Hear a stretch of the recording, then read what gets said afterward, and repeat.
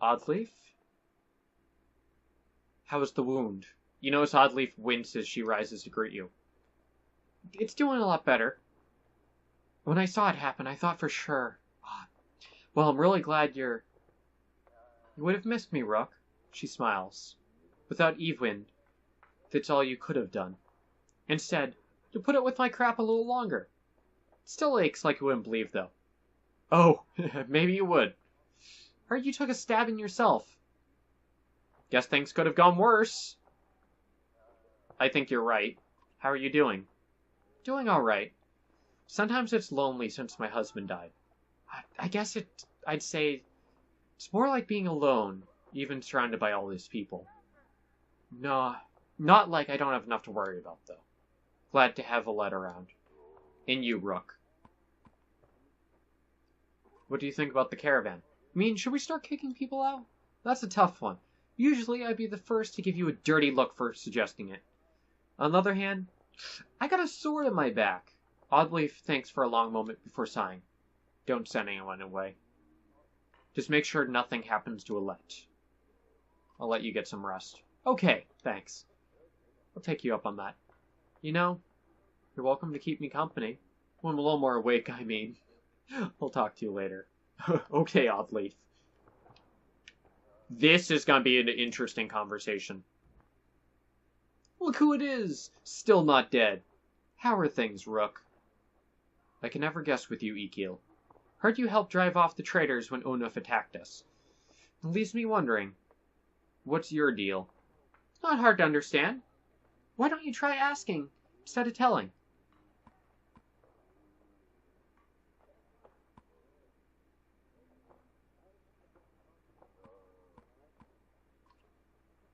Didn't I? How many times have I called him a traitor before you got the message? What do you want me to say? Watch out, Unuf's going to murder your whole family? He didn't fill me in on the details. He was always like that. In fact, I wouldn't be surprised if he tried to convince you to off me. But listen, I don't need to know, so keep it to yourself. Why were you still with him, then? I don't know, Rook. Family makes you do weird things. You weren't even family. You were, family by marriage, and he got your sister died with him. Something like, or was it the other way around? I don't know. Either way, it was a strange connection. You know the worst part? He became kin I was right. When he married my sister. She died of a fever one night. But she didn't. She wasn't sick. He killed her. I don't know why he did it. Maybe he just felt like it. I was so furious. I got so angry that I wanted him to beg. I could kill him without a second thought, but that wasn't enough. Wanted him to feel sick about it. Puke his guts out.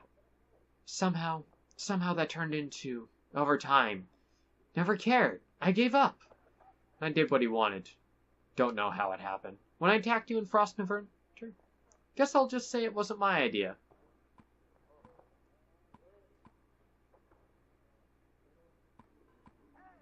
The fact that he helped us out and he was right the entire time.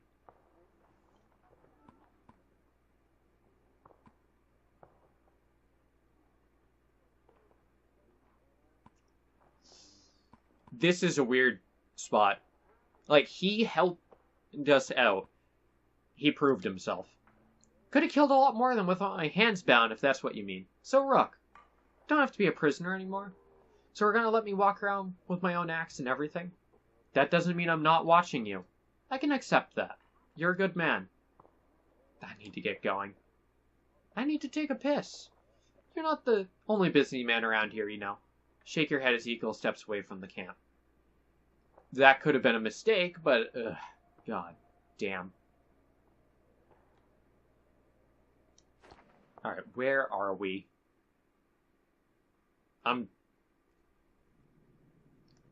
We are barely we're still a few days out from that village.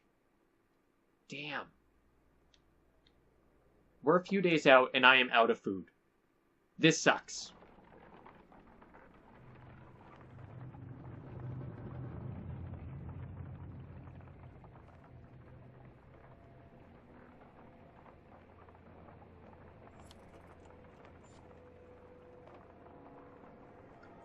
People are now starving. Grouping men with broad shoulders and thick cloaks approach the caravan. They might be outlaws, you hear nearby. An idea quickly ripples through the clansmen. One of the strangers approached, saying, "We've run out of food, and any help would be welcome." His hard eyes reveal nothing of his motivations. We have no food, so I can't actually help you.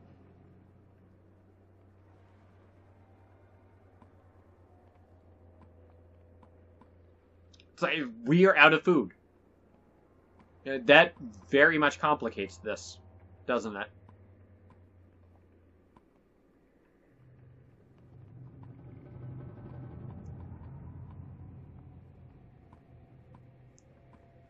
We have no food. We can't spare the food, you said, but I'll tell you this. Turn and run. The dredge behind us follows swiftly. The men exchange unsurprising looks before the leader says, "We appreciate the warning, but it makes our need for food greater."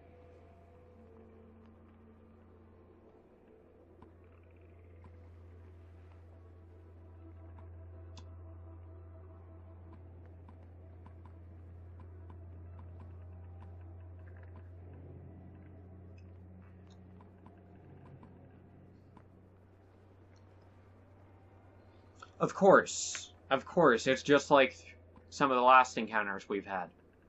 Damn it.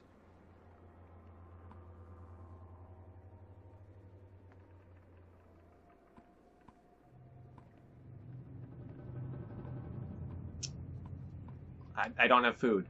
We have no food to spare, you tell the stranger. The man gravely nods in understanding before raising a hand and dropping it. Hair suddenly slices through the caravan and people scream. I'm literally out of food! In the commotion, they grab what they can and run. Before they're gone, you take stock of the situation. After patching up the wounded, you have nothing to show for it, but a little less food and some dead clansmen. I am actually out of food, so... Yeah, what did you achieve there? You got nothing. Damn it. People are starving. Because I am literally out of food. The village here are completely oblivious to the destruction that is coming. All we've seen is some dark figures far off, they tell you. Aside from a few young families, they're reluctant to pick up their things and join you. Okay. Market. Okay. What do we got? 1 move, 10 dodge, 1 turn.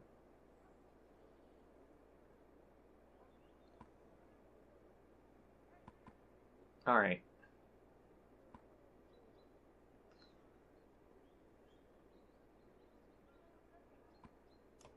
Yeah, none of those are particularly good. Oh good, I'm getting 1... I was getting 1-to-1 there for a little bit.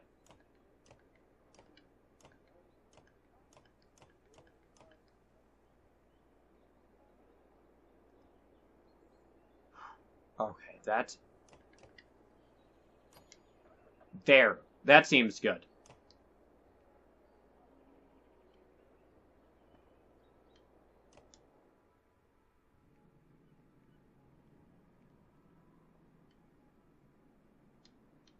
Alright. That's the next place we need to make it to.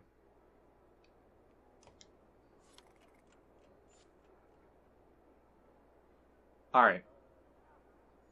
Let's head out.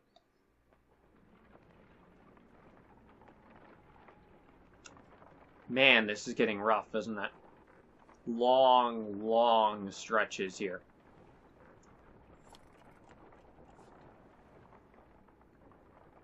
Six supplies per day? Noted. Ufrusta, the young girl who joined your caravan after being nearly frozen, suddenly stands still, refusing to move. She points to the side of the trail and stares, her eyes full of fear. This again, remarks one of the clansmen.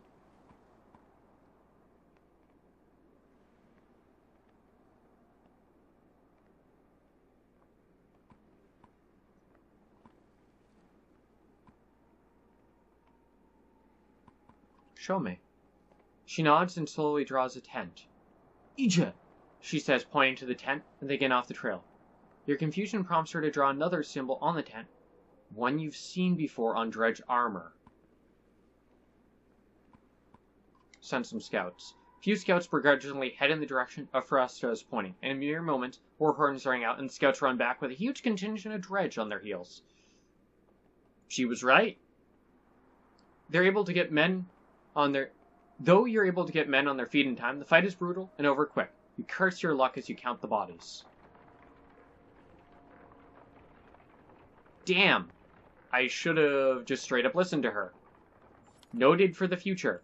Mother's scream floods the caravan. Her daughter lies dead in a tent. We all know who did this, she spits, staring directly at the woman she scuffled with previously. Murder over a marriage in these times? Something must be done. The accused woman remained silent. Investigate. Healer joins you in expecting a young girl's corpse. An old infection, says the healer. No puncture, no choking, no poison. She died of disease. You report the news to the caravan. The mother admits she had always known her daughter was ill. And everyone moves on.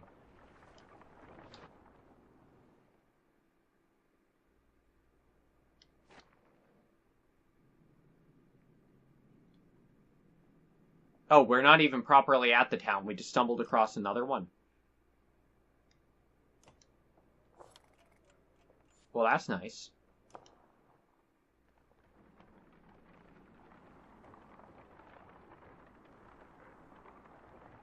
Is that a godstone in the woods?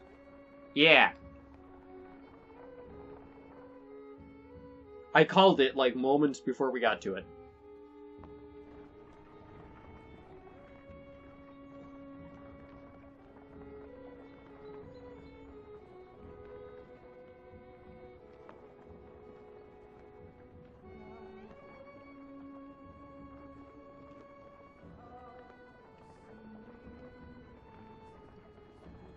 Alright, what's the deal here, then?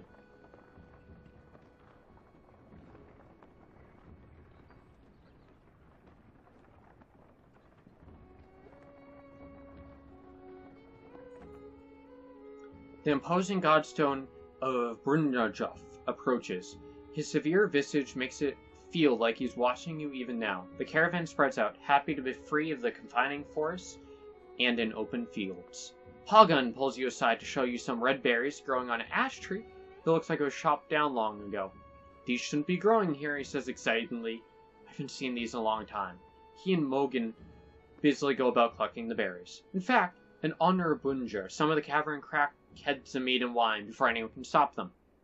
To the god! Only god that matters, they shout. Everyone drinks, glad for the merriment that has swept over the caravan. Respect the godstone. You look up at the godstone. Beedroff's head surrounded by images of casks and drinking horns. Though he was always depicted as being stern, Brunjolf was one of the most popular gods of men in Varl, the one who taught them how to brew. It seems like more than a coincidence that the long fields around Brunjolf's stone have always been excellent for growing anything you could need for a good drink.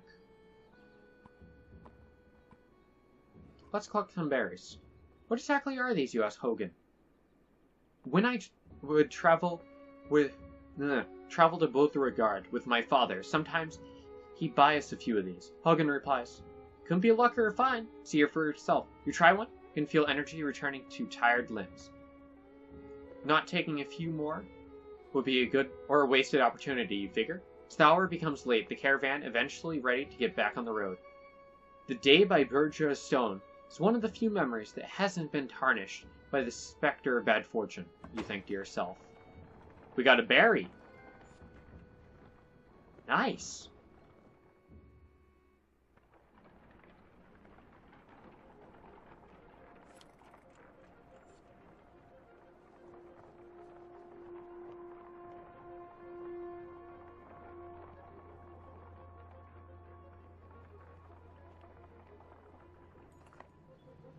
Woman's stifled scream failed to overly concern anyone.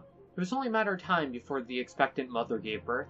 The caravan is simply excited by the first sign of new life since the trip began.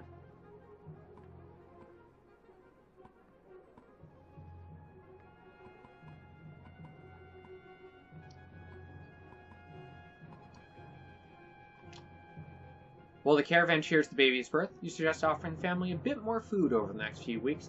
The clansmen happily quietly arrange the supply wagon at the flap of the family's tent to surprise them when they next come out. Plus 10 renown. Nice. Rainweek is more of a smattering of farmhouses than a proper town. Though judging by stray dredge stalking through empty fields, it is barely even that anymore. Please get there before the day. Crap.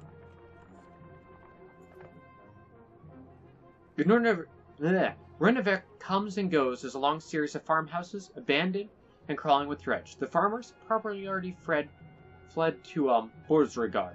You try to hurry past, but eventually you're spotted. Dredge start ambling in your direction.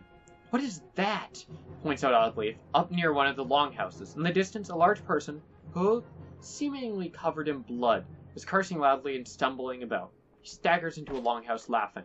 The dredge, heading your direction, turn back, roaring, begin to pound on the longhouse door. They seem to be holding a grudge against this particular person. Doubt the door will hold for long. Let's help this guy out. Against my better judgment, we should probably do something, you say. The others agree, even though it means putting them all at risk. To quietly approach, the dredge have managed to splinter the door and break through. Hey! Shouts a Varro wearing all red. Stands on the other side of the dredge. All the way up here just for me? Seems unconcerned about the dredge as he hoists his enormous sword. Oh, we got an item. What? Oh, that's interesting. And it auto puts him in our party? Level 5 Warhawk. Okay. He is... And he comes pre-leveled. Interesting.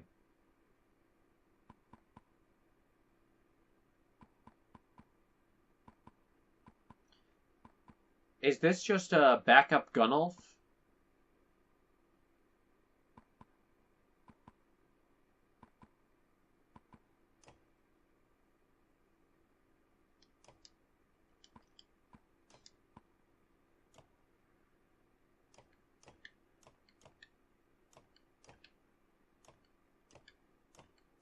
Yeah, it's a backup Gunnulf that isn't as good.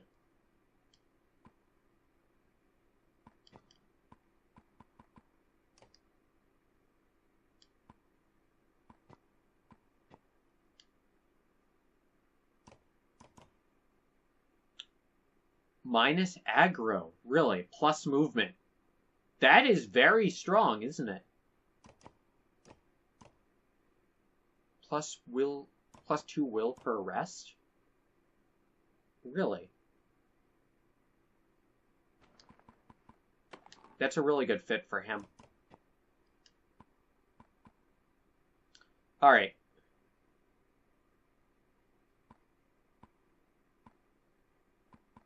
I was going to say, where the heck is Ivor? Alright. Get Ivor up in there. Alright. Let's get him in.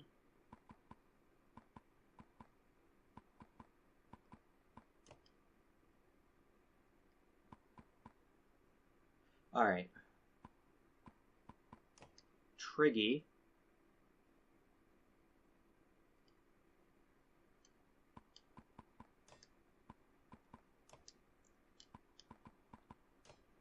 Rook.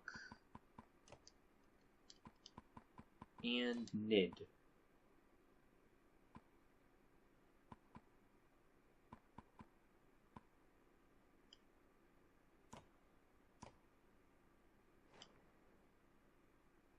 Whoops, that was the wrong one.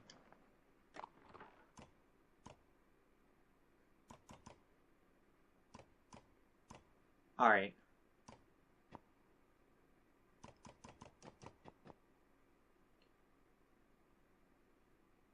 Actually, give that to him.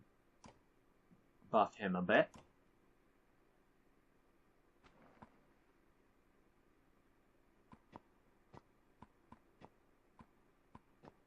Oh, it's a level 4. Interesting.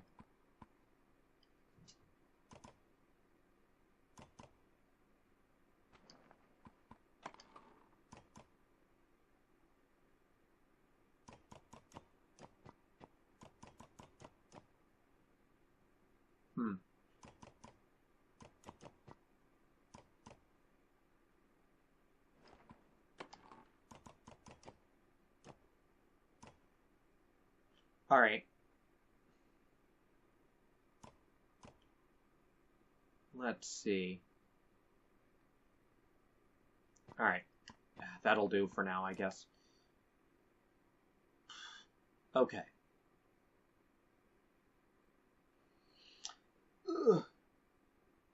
Alright. Let's do this, then.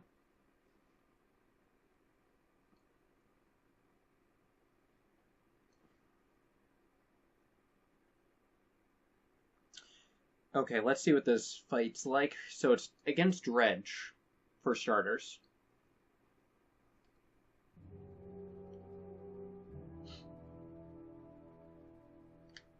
Why are there people down there? Oh boy.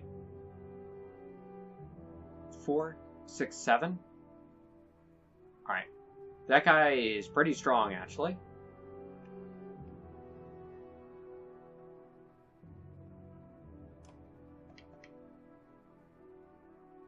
Okay, so we need to take a few out immediately.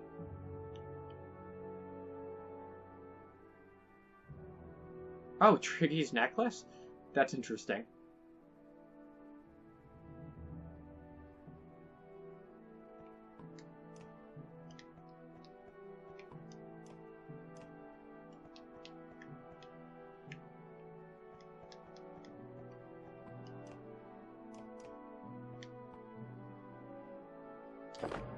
Alright.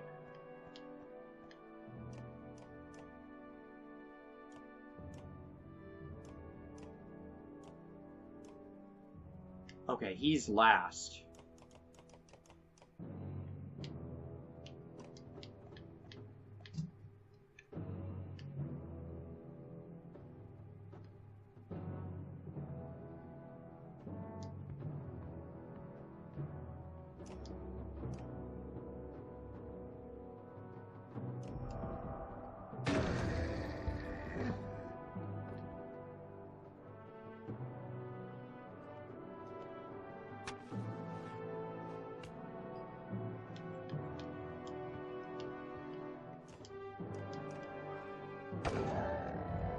Nice.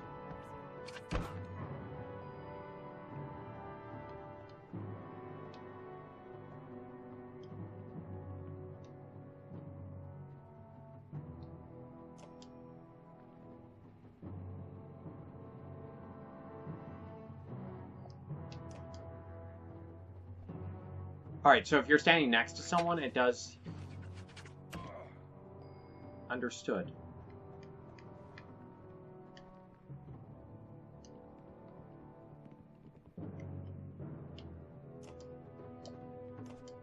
Oh! God damn! The way it controls is such garbage at times.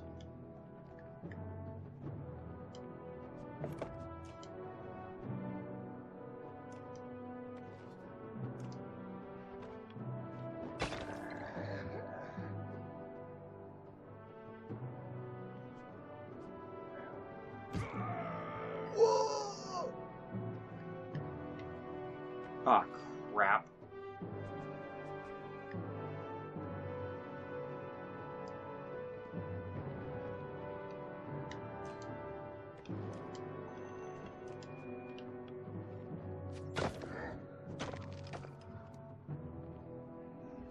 Oh, he's the...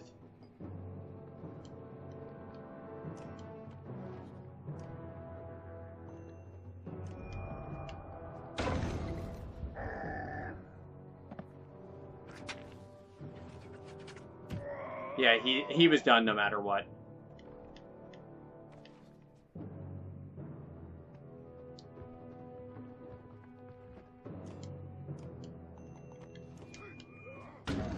Good. Alright, that solves that problem.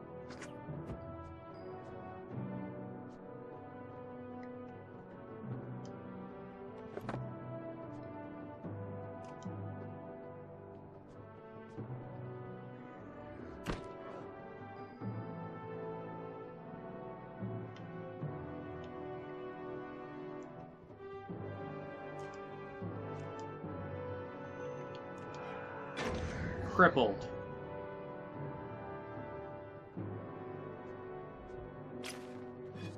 Ah, crap.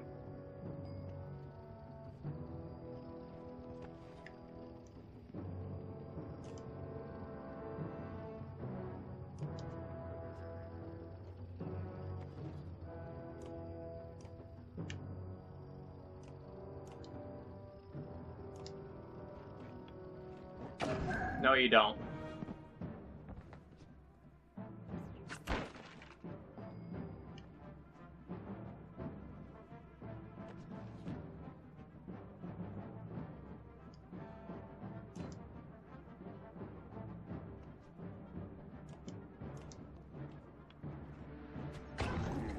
Perfect.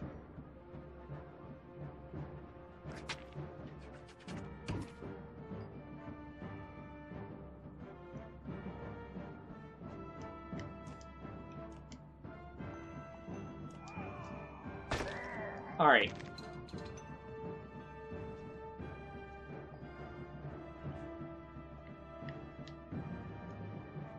Alright, I want to get in a kill with him. Grudge wielder. For that.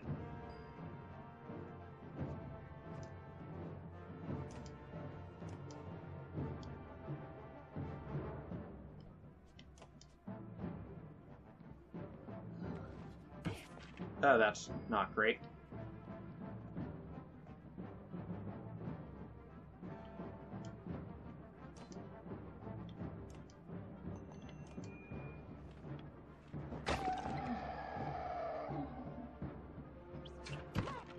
Alright.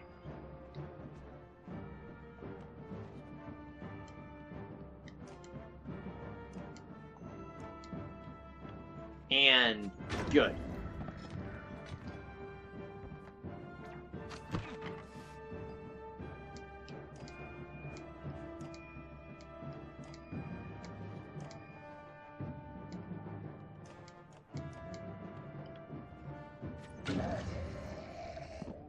Good.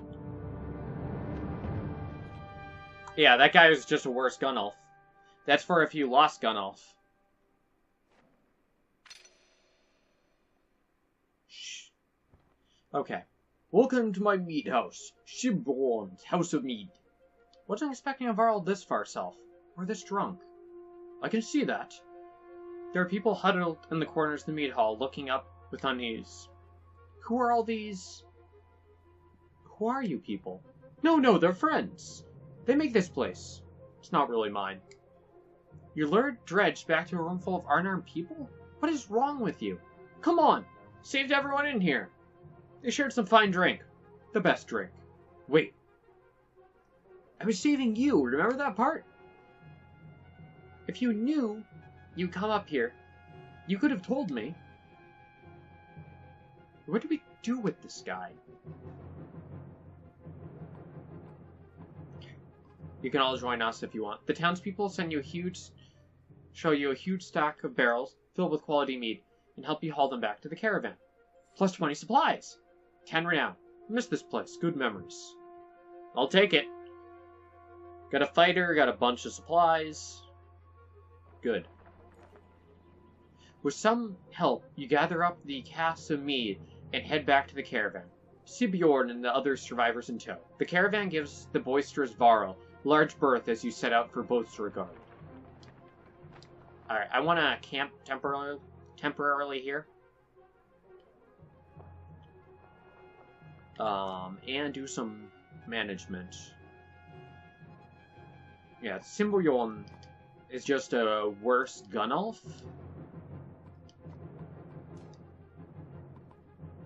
I'm also gonna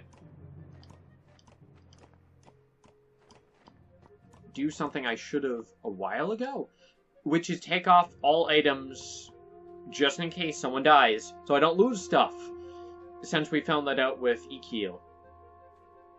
This gives me access to all items anytime, and we always get this screen before we start a fight. So, good. Alright. Pop him out.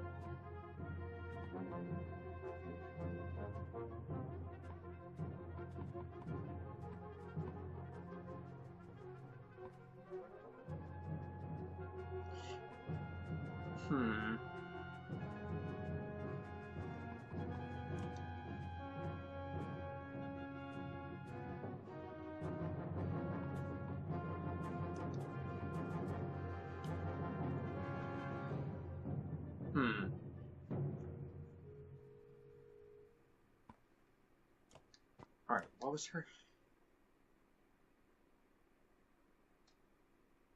Alright. Alright.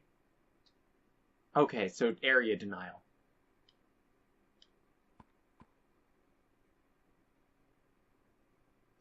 Alright, so she is all about area denial.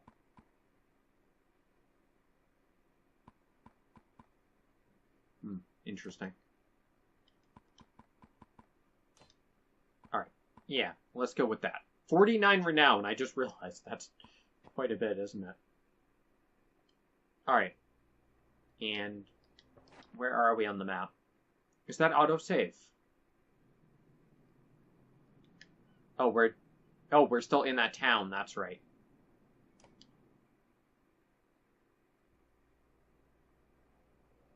I have 7 days of food left. Okay. If I were to load...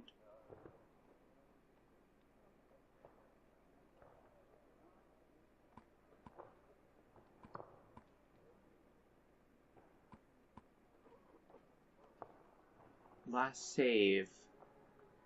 Today? 4 minutes ago. Oh, those are Like, that picture's actually wrong. Day 133. Yeah, that's... Okay, that's good. Alright, anyways. I'm gonna wrap this one up here. Next time, we're gonna continue on the road to Beauregard. So anyways, gonna wrap this one up here, and see all of you guys next time. Bye!